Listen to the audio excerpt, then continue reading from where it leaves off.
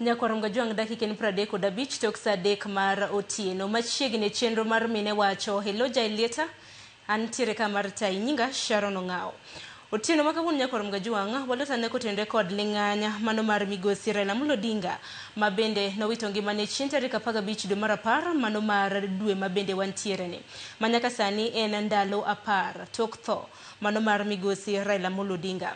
Otieno ma kawuono e chenro mano mar mine wacho wadwaro twak kaka ne migosi Raila Amolo Odinga ne okonyo e chwalo telo kod dongruok mago mag joma mine. Otieno ma kawuono antiere gi Mary Odhiambo ma bende en jakeno mano mar riwruok mar maendeleo wanawake e piny Kenya. Abro bedo ka tudre kode achiel kachiel ka entiere kaunti mano ma Kisumo. Mary ginyalo mna miwinja amosi ni misagino mara ni bedo kod odiochieng' makare. Machiegni to otieno ma kawuono. Erokamano. Mana kamano Mary. Mor kuom chopo e studio. Erokamano. Erokamano ahinya. Mary mana kwachako mna twak marwa e kinde ma bende piny Kenya pod wapong' gi rumbi mano mar lit kod kuyo. Migosi Raila Amolo Odinga ang'eni nitiere dongruoge mopogore opogore ma bende nochwalo mar neno ni dongruok mago mag mine obeda ahinya e piny Kenya kae. Wachakana gi kanyo. Iparo migosi Raila Amolo Odinga gi ang'o mano e kinde ma bende nochwalo dongruok mago mag mine e pacho kae. Wabiro paro migosi Raila Odinga yore mang'eny kaka joma mine nikech okedo matek ahinya e yore mag mine ma mine koro donjo godo e telo sana nikech notiyo matek e loso constitution mar 2010 to koro ka notimo mano to ne nitiere wenge mang'eny mag constitution manoyawo empowerment mag women. Koro mine o benefit ahinya kane constitution manyien osebiro kendo wayudo ni omiyo koro oyawo thuolo mar discrimination cha odok piny. Constitution manyien oting'o gik mang'eny omiyowa rights mang'eny kaka joma mine ma yande ne opondo ok ne nyal chiwnwa. Koro mine ywak kabisa kendo giparo migosi Raila yore mathoth ahinya nikech constitution ema ochako kelo devolution to devolution ema ochako o create nwa the 47 seats ma women laro mana kendgi ma gibede assembly. Ochiwo thuolo ma wa make godo decision e table. En kom walaro kende kwa kamine. Koro en gima unique ahinya Kenya ka kendo kano kedo tok nwang'eyo ni gini biro wuok gi ber mathoth kama kendo oyawo rode mang'eny mag mine nikech devolution ochako keto assembly, county assembly government in all the 47 counties. Koro in the assembly kanyo be wayudo ka mine mang'eny momanyo kombe mag ward representation go bende chako yudo thuolo. To because of the 2/3 gender principle money constitution omiyo kendo koro mine go chako bedo gi thuolo mag nomination nikech wa fight mono gap no kik dong nono. Koro wayudo ka most of those gaps ijasoga gi mine, gi joma mine. Koro en kuyo maduong' kuomwa kaka mine ma e Kenya kabisa nikech sani koro wan e mesa kama inyalo pime gik moko. Wanyalo discuss the budget allocation programs mag mine moloyo mag health. Kata economic growth nitie kaka funds mang'eny mabiro miwacho ni ma for women gik ma yande ne onge. Wahinyre yore mang'eny mar wito jaduong' e sama koro timre. To kang'iyo kendo kite wuon okelo dalili mathoth nikech kaka leadership mare mar ODM wayudo ka en ema oseloso nyaka women league within the ODM party ma party ne focus so much empowerment of the women, that training them ikonyo gi mono gibed gi teko mono gilar kombe ma mbele mono gibed decision making table. koro Women League man ODM ni omiyo other parties be koro boro gik mane Honorable Raila osete party mare ma the dominant party mar ODM. Wito migosi Raila ohinyowa in several ways. Kata ka wan ga di function mobire iwinjo ko miyo women priority kendo spend more time or discuss the empowerment program mag women. My one person mobiro paro kabisa osego e tear gas oringe ndara ko dwaro mana ni teko mar women owuogi. Waparo Raila yore mathoth ahinya. An personally gi family na afil ni loss duong' kuoma pod an e denial. Aparo mana ni pod entie pod ka yudo reality no sedi adia. To kata mana Mary mana kaka niwacho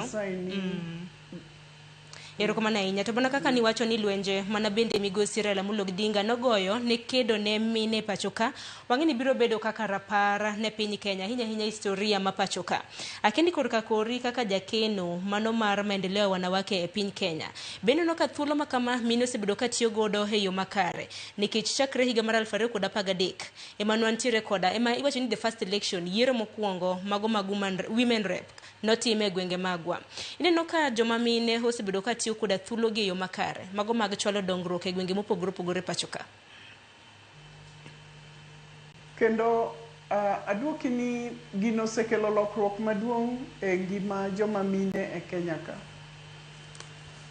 kendo aneno ka women leadership moyo odonjo miyo wayudo kombe koro gisudo gi ochako kaka women rep ochako dhio idho kendo koro en gi teko mar contesting other seats ma walaro gi joma chuo and omiyo koro this time wanyalo wacho ni wan e Kenya ka wan kata women governors ma ngas mar affirmative action ne momiyo women mang'eny ochopo e positions go kendo paro mar dhano bende lokore nikech cultural issues manoketo ni dhako ok nyal mano tinde koro rumo koro waneno ka gaps moko mane nitiere mag discrimination mane open ahinya ka odok piny kabisa kendo koro kibed judged on something ni na woman to gimi penja en ni to be waneno matunda mar telo mag mine waneno kabisa kendo women kuduogo kagi campaign kata kagi share the ideas kata pesa momigi magitimo godo activities ground aneno kagi tiyo go maber corruption cases onge kuom mine wagi kata kwa ng'iyo nyalo bedo achiel ariyo to tin kabisa gi hero gin loyal kabisa kendo leadership margi miyo joma mine moko be bedo gi mijingo ni mondo chako dhi nyime mondo lar kombe go mondo bed e telo and thoth mine mineno koro ni kate parliament kate senate thoth gi nochako kate county assembly koro gino jiwowa kabisa nikech mine ma bendo yudo telo e assembly go waneno ka thoth gi contribute kendo gi participate gin very active kata ok giluor kendo gin gi chir koro miyo mine mang'eny bedo gi chir ni kara an benda nyalo then constitution bendo protect gi nikech direct attack moko mane nitie kuom gi moko mane miyo mine mang'eny oluoro chung ka mago koro tinde onge koro miyo mine nigi chir kabisa kendo mine laro kombe madongo dongo erokamano ahinya to bende kinde bende devolution oketo bedo deputy governors moko bedo governors koro wamor kabisa gino nigi matunda korka mine erokamano ahinya ka thuolo pok ong'adowa nikech seche momiwa bende tin bende ka pod waparo ling'any mano mar migosi Raila Amolo Odinga wang'e kata mana counties mopogore opogore kaka osebedo kata mana ka yiero joma mine e telo wang'e ne piny Kenya county ang'e ni ma Nakuru otelo ne kwan mago mag mine ma bende oyier iwacho ni county ma Nakuru nitiere kod jood bura 8 nyaka rom gajwang' mag mine mano moriwo nyaka governor e county margi kik wiwa wil bende e gwenge magwa ma Kaluo wang'e kata mana county ma Homa Bay nitiere kod kwan mine 5 Nyakorom Gajwang' ma bende oyier. Kotelnegi kanyo koda gavana e kaunti ma Homa Bay mano Gladys Wanga. Wantiere koda jood bura mopogore opogore. Kopogore gi Women Rep mano Joyce Osogo. Wantiere koda jood bura mano Masuba North Millie Odhiambo, Ivo Bara mano Makabondo Kasipul, Lilian Gogo mano Marangwe, kanyakla koda aparo ni nasewacho Joyce Osogo, kwan mag mine 5. Akia ni Mary motelo ni yiero mar higa mar 2027 di jiw mine e okang' machal nade mar mondo mi giwuog oko mar mondo mi oyiergi e kombe mopogore opogore.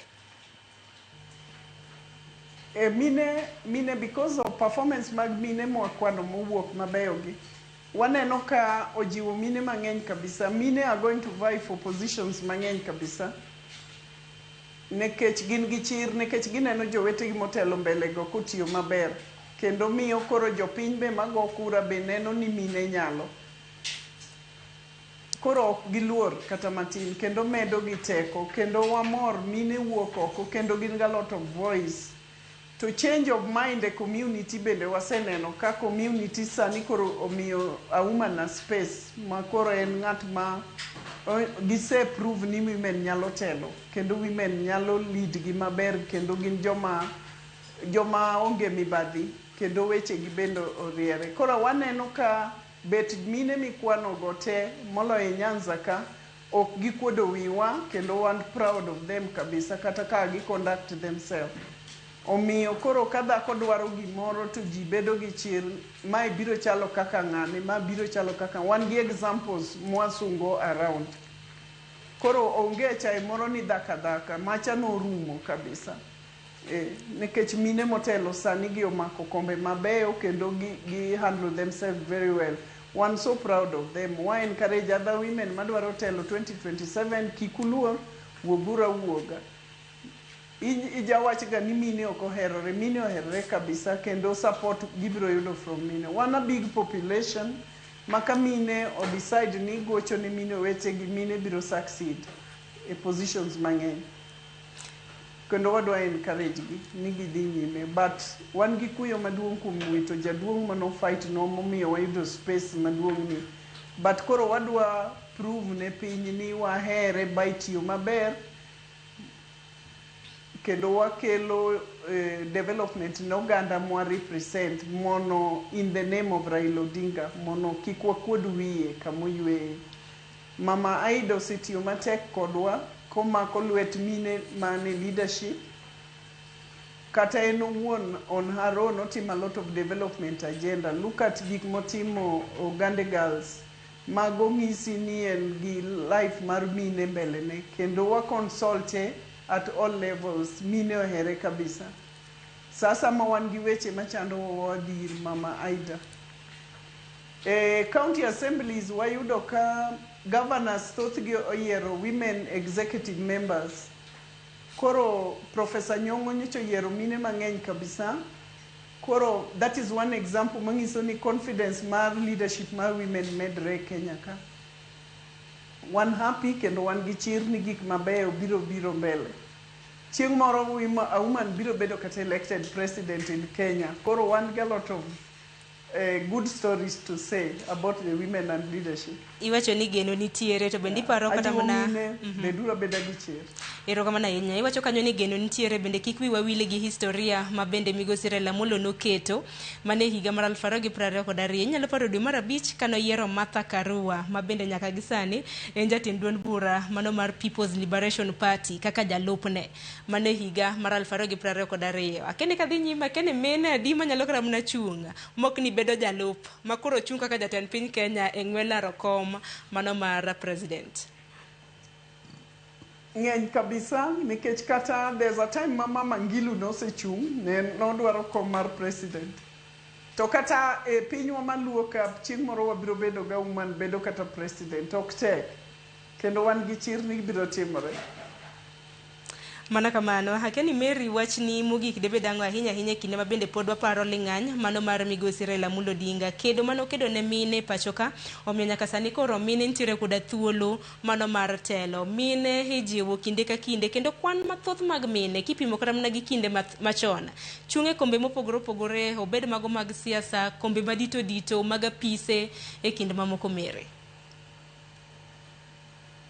Aneno ka interest mane Honorable Raila Odinga nigo gi empowerment ma women ojiwo parties, political parties te. Sani gin very concerned about leadership mag women, miyo women space, mono women o lead. Koro chir nitiere kanyo ma kata the current governors appreciate mine nie boards madongo dongo, mine nie decision making tables. Koro wan gi chir ni mine Migosi Raila o create no a lot of space. Kendo okwadwa kudo wiye wadwaro more women come 2027 mono gilar kombe madongo dongo. Apart from the 47 women representatives wadwaro laro kombe gi joma chuo.